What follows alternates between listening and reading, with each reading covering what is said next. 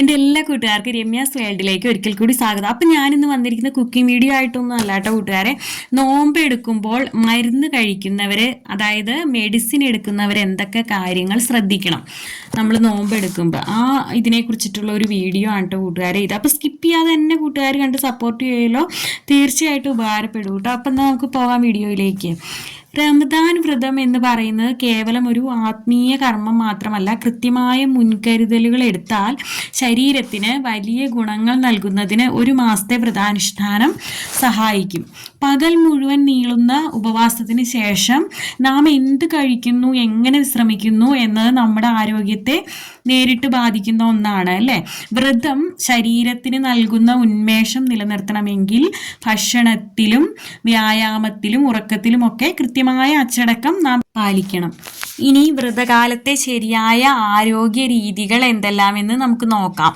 നോമ്പ് തുറക്കുന്ന വേളയിൽ മധുരം ചേർന്ന പാനീയങ്ങളോ കൃത്രിമ ജ്യൂസുകളോ ഒഴിവാക്കി പച്ചവെള്ളം ഉപയോഗിക്കുന്നതാണ് ഏറ്റവും ഉചിതം. ദീർഘനേരം ഒഴിഞ്ഞു കിടക്കുന്ന വയറിലേക്ക് പെട്ടെന്ന് ആസിഡ് അടങ്ങിയതോ എരിവുള്ളതോ ആയിട്ടുള്ള ഭക്ഷണങ്ങൾ നമ്മൾ എത്തുന്നത് അത് ഗ്യാസ് ട്രബിൾ, നെഞ്ചരിച്ചിൽ തുടങ്ങിയ പ്രശ്നങ്ങൾക്ക് കാരണമാകും. ജ്യൂസിന് പകരം പഴങ്ങൾ നേരിട്ട് കഴിക്കുന്നത് നാരുകൾ ശരീരത്തിൽ എത്താൻ സഹായിക്കുകയും അങ്ങനെ ദഹനം സുഗമമാക്കുകയും ചെയ്യും. ദാഹം തീർക്കാൻ ഏറ്റവും മികച്ചത് പച്ചവെള്ളമാണെന്ന സത്യം നാം മറക്കരുത്. അടുത്തതായിട്ട്, പകൽ മുഴുവൻ പട്ടിണി കിടന്നല്ലോ എന്ന ചിന്തയിൽ നോമ്പ് തുറക്കുമ്പോൾ വിഭവസമൃദ്ധമായ ഭക്ഷണത്തിലേക്ക് ചാടി വീഴുന്നത് അത്യന്തം അപകടകരമാണ്. ദീർഘനേരം വിശ്രമത്തിലായിരുന്ന ദഹന വ്യവസ്ഥയെ പെട്ടെന്ന് സമ്മർദ്ദത്തിലാക്കുന്നത് ആരോഗ്യത്തെ ദോഷകരമായി ബാധിക്കും. ഈന്തപ്പഴവും വെള്ളവും ഉപയോഗിച്ച് ലഘുവായി നോമ്പ് തുറന്ന ശേഷം ഘട്ടം ഘട്ടമായി മാത്രം ഭക്ഷണം കഴിക്കുന്ന രീതിയാണ് പിന്തുടരേണ്ടത്.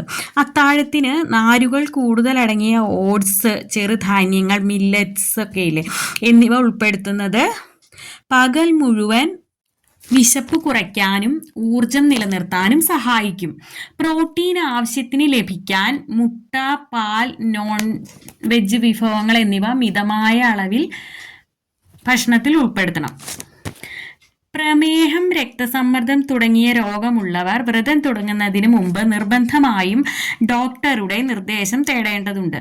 ഇൻസുലിൻ എടുക്കുന്നവരാണെങ്കിൽ അതിൻ്റെ അളവിലും സമയത്തിലും എല്ലാം മാറ്റം വരുത്തേണ്ടി വരും. വ്രതസമയത്ത് അമിതമായ തളർച്ചയോ വിയർപ്പോ തോന്നുകയാണെങ്കിൽ അത് രക്തത്തിലെ പഞ്ചസാരയുടെ അളവ് കുറയുന്നതിൻ്റെ, അതായത് ഹൈപ്പോഗ്ലൈസീമിയ, അതിൻ്റെ ലക്ഷണമാകാം. ഇത്തരം ഒരു സാഹചര്യത്തിൽ ഡോക്ടർ നൽകുന്ന മുന്നറിയിപ്പ് ശ്രദ്ധേയമാണ്. ഒരാൾക്ക് നോമ്പിനിടയിൽ അമിതമായ തളർച്ചയോ വിയർപ്പോ അനുഭവപ്പെട്ടാൽ ശാഠ്യം പിടിക്കാതെ ഉടൻ തന്നെ മധുരം നൽകി നോമ്പ് മുറിക്കേണ്ടതാണ്. ജീവൻ രക്ഷിക്കുന്നതിനാണ് അവിടെ മുൻഗണന നൽകേണ്ടത്. അടുത്തതായിട്ട്, വ്രതകാലത്ത് ഉറക്കം ക്രമീകരിക്കുന്നതിലും പ്രത്യേക ശ്രദ്ധ വേണം. രാത്രിയിലെ പ്രാർത്ഥനകളും അത്താഴത്തിനുള്ള നേരത്തെ എഴുന്നേൽക്കലും കാരണം ഉറക്കം കുറയാൻ സാധ്യതയുണ്ട്. അതിനാൽ പകൽ സമയം ചെറിയ വിശ്രമം കണ്ടെത്തുന്നത് നല്ലതാണ്. രാത്രി കാലങ്ങളിൽ ചുരുങ്ങിയത് 6-7 മണിക്കൂർ ഉറക്കം ലഭിക്കുന്നുണ്ടെന്ന് ഉറപ്പുവരുത്തണം. ഇത് പകൽ സമയത്തെ ക്ഷീണം അകറ്റാൻ സഹായിക്കും. വ്യായാമം ചെയ്യുന്നവർ നോമ്പ് തുറന്ന ഉടനെ ജിമ്മിൽ പോകുന്നത് ഒഴിവാക്കണം. ഭക്ഷണം കഴിഞ്ഞ് 2 മണിക്കൂർ കഴിഞ്ഞ് മാത്രമേ കഠിനമായ വ്യായാമങ്ങൾ ചെയ്യാവൂ എന്ന് ഡോക്ടർമാർ ഓർമ്മിപ്പിക്കുന്നു. ആരോഗ്യകരമായ ഈ ശീലങ്ങൾ പാലിക്കുന്നതിലൂടെ വ്രതാനുഷ്ഠാനം കൂടുതൽ ഫലപ്രദമാക്കാൻ സാധിക്കുന്നു. നമ്മുടെ ശരീരത്തിലെ പരിമിതികൾ അറിഞ്ഞും ശാസ്ത്രീയമായ രീതികൾ പിന്തുടർന്നും വ്രതം നോൽക്കുന്നത് ശാരീരികവും മാനസികവുമായ വലിയ മാറ്റങ്ങൾക്ക് വഴി തുറക്കുന്നു.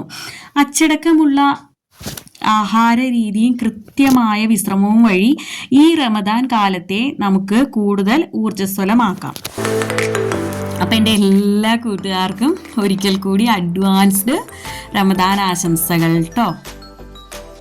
കൂട്ടുകാർക്ക് എൻ്റെ വീഡിയോ ഇഷ്ടപ്പെട്ടിട്ടുണ്ടെങ്കിൽ നിങ്ങളുടെ ഫ്രണ്ട്സിനും ഫാമിലിക്കും ഒക്കെ ഒന്ന് ഷെയർ ചെയ്ത് സപ്പോർട്ട് ചെയ്യണം കേട്ടോ. കൂടാതെ വീഡിയോ ഇഷ്ടപ്പെട്ടാൽ ലൈക്ക് ചെയ്യാൻ മറക്കല്ലേ കേട്ടോ കൂട്ടുകാരെ. നിങ്ങളുടെ സപ്പോർട്ട് ഉണ്ടെങ്കിൽ മാത്രമേ കേട്ടോ എനിക്ക് മുന്നോട്ട് പോകാൻ സാധിക്കുകയുള്ളൂ. അപ്പോൾ ഇനി മറ്റൊരു നല്ലൊരു വീഡിയോ ആയിട്ട് വരുന്നത് വരെ okay, Tata, bye bye, thanks for watching.